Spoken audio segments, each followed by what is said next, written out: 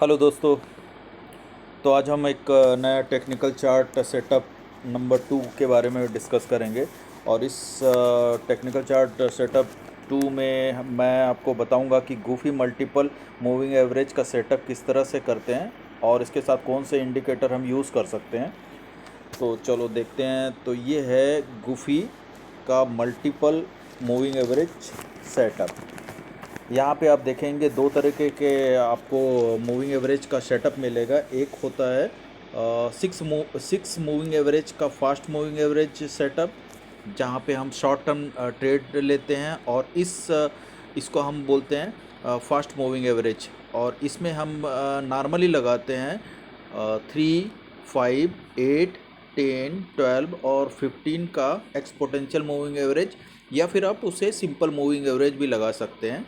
और इसमें एक होता है स्लो मूविंग एवरेज का सेटअप, जिसमें छः जो स्लो मूविंग एवरेज का या फिर एक्सपोनेंशियल मूविंग एवरेज का हम सेटअप तैयार करते हैं, जिसमें 30, 35, 40, 45, 50 और 60 मूविंग एवरेज या एक्सपोनेंशियल मूविंग एवरेज का सेटअप लेते हैं। और इस सेटअप को हम नॉर्मली लॉन्ग टर्म इन्वेस्टिंग के पर्पस के लिए यूज़ करते हैं। तो ये दोनों मूविंग एवरेज का सेटअप हमको एक बाई और सेल का सिग्नल और उसका ट्रेंड आइडेंटिफिकेशन में काफ़ी ज़्यादा मदद मिलता है। और मैं आपको बताना चाहूँगा, इसको सबसे पहले डेरिल गुफी ने डिस्कवर किया था, जो ऑस्ट्रेलिया का टेक्निकल चार्ट टेक्निकल एनालिसिस का एक बहुत बड़े आर्थर हैं। उन्होंने डिस्कवर किया था। और ये एक तरह से काफ़ी अच्छा ट्रेंड फॉलोइंग सेटअप आपको मिलता है। इसमें आप क्लियर ट्रेंड को आइडेंटिफाई कर सकते हैं। सेकंड, आप इसमें अगर आप प्रॉपरली इसको यूज़ करेंगे तो एक सेफ़र एंट्री मिलेगी आपको बाई और सेल के लिए। इसके अलावा आपको फास्ट फास्ट और हायर रिटर्न के भी चांसेस मिलेंगे आपको। और आप अपने जो विनिंग ट्रेड हैं उसको मैक्सिमाइज भी कर सकते हैं इसके थ्रू। ठीक है गाइस। तो अलावा हम देखते हैं इसमें किस तरह से सेटअप हुआ है। तो सबसे पहले मैं आपको इसका सेटअप दिखाना चाहूँगा। तो यहाँ पे दो तरह के सेटअप दिख रहे हैं, जिसमें से आपको छोटे फास्ट एक्सपोनेंशियल मूविंग एवरेज में आपको 3 EMA, 5 EMA, 8 और 10, 12, 15 EMA का एक सेट है 6 मूविंग एवरेज का। और ये ऑरेंज कलर में डिनोट हो रहा है। अलावा इसके fast moving slow moving average में आपको 30, 35, 40, 60, 45 एंड 50 का एक्सपोनेंशियल मूविंग एवरेज का आपको रेड कलर का आपको स्लो मूविंग एवरेज का सेटअप मिलेगा। इसके अलावा मैंने एक RSI लगाया हुआ है और वॉल्यूम का जो कैंडल भी लगाया हुआ है। ठीक है गाइस, चलो देखते हैं इस सेटअप को। सबसे पहले इसमें देखिए होता क्या है कि आपको अगर इंट्राडे या फिर शॉर्ट टर्म के लिए ट्रेड करना है तो आपको फास्ट मूविंग एवरेज का जो 6 EME का ऑरेंज कलर का जो EMA का जो सेट है उसको देखते हुए आपको ट्रेड करना पड़ता है, क्योंकि प्राइस जो है इसी के ऊपर में ओवरलेड मूव होते रहती है। तो ये जिस तरह से सिंपल क्रॉसओवर करके नीचे की ओर चलना शुरू होता है, तो ये हमको एक शॉर्ट टर्म के लिए ट्रेंड डाउन टर्न का देता है। और नीचे से अगर ये क्रॉसओवर ऊपर की तरफ छः के छः जो EMA है वो क्रॉसओवर करते हैं, तो ये अप ट्रेंड के लिए और जाता है। ठीक है गाइस, इसका इस्तेमाल आप शॉर्ट टर्म और इंटरडे के लिए बहुत अच्छे से कर सकते हैं। इसके बाद आपको 6 जो रेड पिंक कलर के जो आपको स्लो मूविंग एवरेज का शेड दिख रहा है, इस ये एक तरह से आपको सपोर्ट और रेजिस्टेंस का तरह काम करता है। और या तो फिर आप इसको ट्रेंड डिफाइन करने के लिए यूज़ करते हैं, तो ये आपको शॉर्ट टर्म या लॉन्ग टर्म के लिए बहुत अच्छा से ट्रेंड डिफाइन करके देता है। अपना ट्रेंड शॉर्ट टर्म के लिए है तो आप इसको नीचे में कोई एक इंडिकेटर आप लगा सकते हैं। तो मैंने यहाँ पे RSI लगाया हुआ है और RSI को भी मैंने 14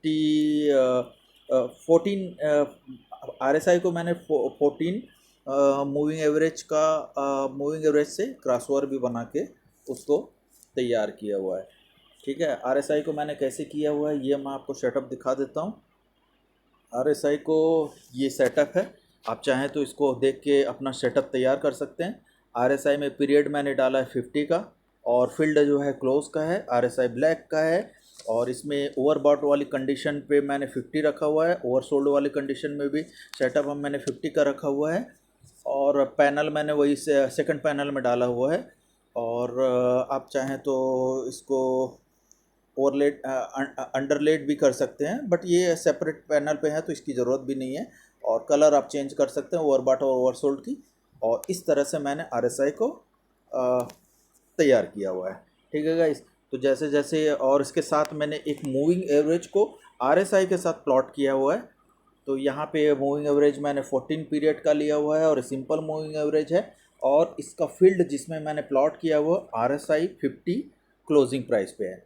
ठीक है गाइस, ऑफसेट 0 का है, कलर मैंने रेड कलर डाला हुआ है और इसको डन किया है। तो इसमें क्या है कि जो मूविंग एवरेज 14 डेज़ की मूविंग एवरेज है, 14 पीरियड की जो मूविंग एवरेज है वो RSI के ऊपर में प्लॉट है।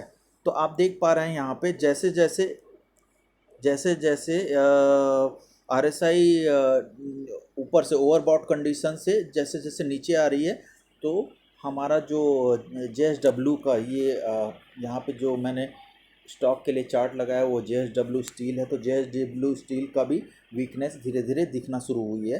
तो ओवरबॉट कंडीशन से धीरे धीरे आया हुआ है। आपको यहाँ पे दिखेगा 10 बजे के आसपास में प्राइस और RSI दोनों जो है क्रॉसओवर किए हैं और ये धीरे धीरे नीचे आना शुरू हो गया है। बट यहाँ पे एक स्ट्रॉन्ग सपोर्ट जो आपको मिलेगा वो है स्लो मूविंग एवरेज, गुफी का स्लो मूविंग एवरेज का सेटअप। वहाँ पे पिंक कलर के जितने 6 के 6 आपको एक्सपोनेंशियल मूविंग एवरेज है, वहाँ पे वो सपोर्ट दिखेगा। अगर ये क्रॉस होके यहाँ से क्रॉस होके नीचे की ओर चलना शुरू करे तभी जाके वो ट्रेंड चेंज होगा, अदरवाइज ट्रेंड अप ही रहेगा। ठीक है गाइस, और RSI आप देखेंगे तो स्टिल लास्ट एंड तक 330 के आसपास तक ये मूविंग, इसका RSI 53 के ऊपर ही है। तो स्टिल ये अभी स्ट्रेंथ दिखा रहा है, बट सपोर्ट के पास में प्रोबेबली नेक्स्ट जो ट्रेडिंग सेशन रहेगा इसमें फिर से ये एक मोमेंट के साथ ऊपर जा सकता है। और इस तरह से आप इस सेटअप का इस्तेमाल कर सकते हैं। दूसरा एक आध स्टॉक देख लेते हैं, निफ्टी या बैंक निफ्टी देखते हैं। तो निफ्टी का मैं अगर इसका 5 मिनट का 5 मिनट का फ्लो देखता हूँ तो ये काफ़ी ज़्यादा वॉलेटाइल दिख रहा है। और बड़े बड़े मतलब टाइम फ्रेम में अगर मैं देख रहा हूँ तो आपको यहाँ पे क्लियर कट 12 बजे के बाद, या फिर आप मतलब ये 6 मार्च के 12 बजे के बाद जो फास्ट गुफी का सेटअप है, फास्ट मूविंग एवरेज का, उसने क्रॉसओवर किया है स्लो मूविंग एवरेज को और सेटअप को, और इसने एक कंटिन्यूअस स्ट्रेंथ दिखाते हुए एक अप ट्रेंड लिया हुआ है। RSI भी यहाँ से 0 से बढ़कर सीधा ऊपर चले गई है और 50-60 के आसपास चले गई है और काफ़ी स्ट्रेंथ के साथ आ रही।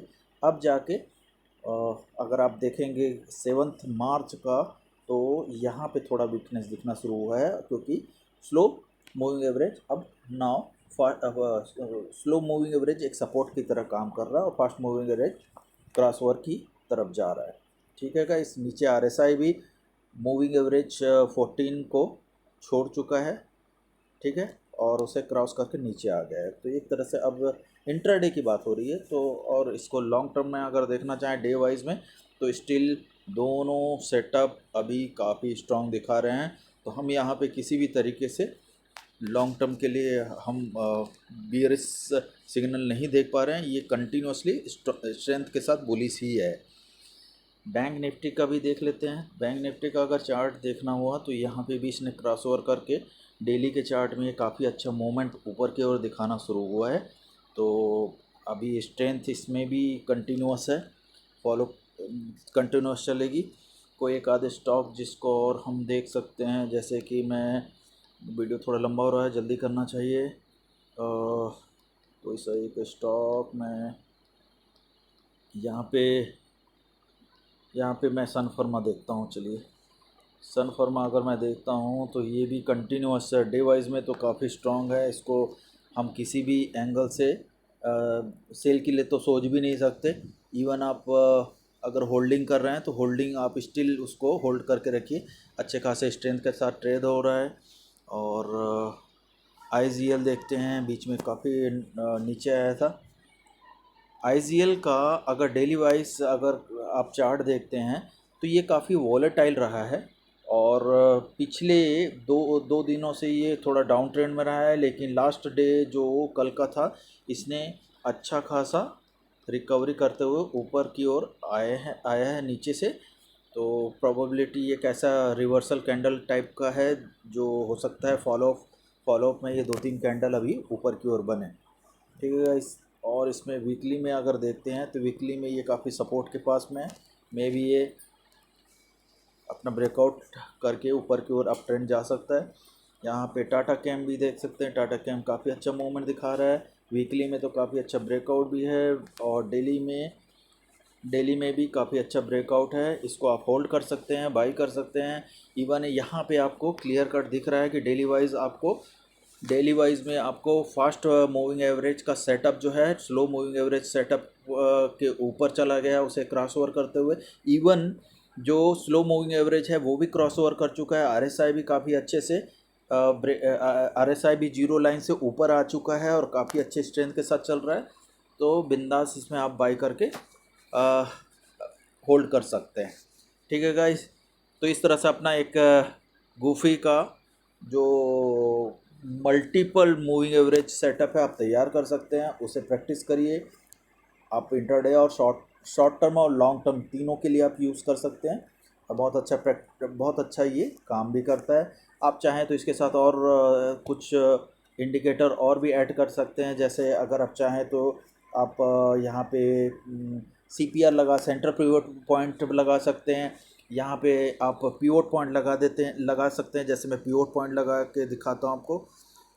पिवट पॉइंट, तो पिवट पॉइंट जैसे मैंने लगाया है, ठीक है, इस पिवट पॉइंट मैंने यहाँ पे लगाया हुआ है, इसको मैं सेटिंग कर देता हूँ, और इसको मैं फिबोनाची में कन्वर्ट कर देता हूँ। डन। तो ये मैंने फिबोनाची वाला पिवट पॉइंट लगाया है। ब्लैक लाइन जो है उसकी पिवट पॉइंट है, और पहला resistance, second resistance, third resistance, 3 resistance देंगे। 3 रेजिस्टेंस आप यहाँ पे उसको वॉच कर सकते हैं। अब जैसे इस